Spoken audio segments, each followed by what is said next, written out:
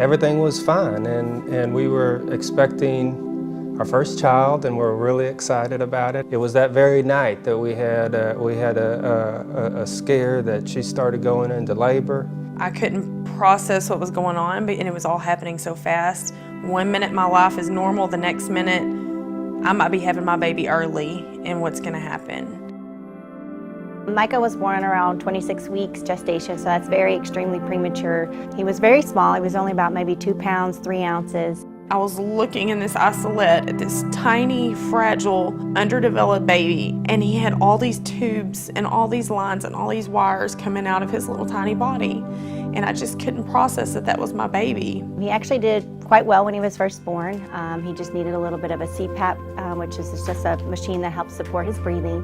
He earned his nickname that very first day, Mighty Micah. When he came out, he was breathing.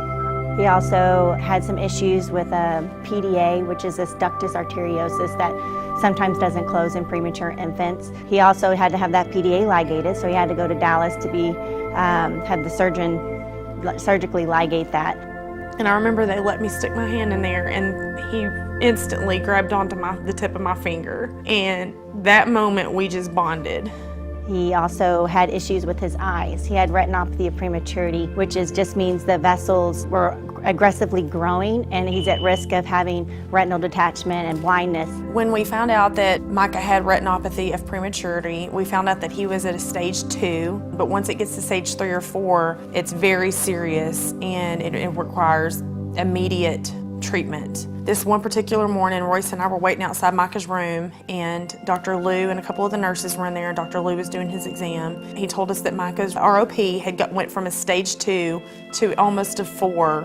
And I just remember going back into Micah's room and holding him, and I just remember breaking down and sobbing uncontrollably and crying out to God because I did not want my baby to be blind.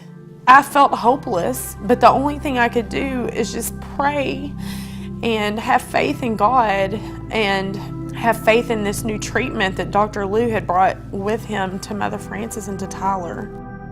The next day, the bleeding had stopped completely, and it was a miracle. Yay! Micah's doing wonderful. He is the happiest little boy I know. He just has a smile that will just light up the room. He loves exploring and being 100% boy, and there's nothing holding him back now. He is a success story for Mother Frances, for Dr. Lou. We are so thankful for Dr. Morris, the nurses, everyone up there who've just taken great care of us. My dreams for Micah is that he grow up and follow Christ, and he just live a happy life, live life to its fullest.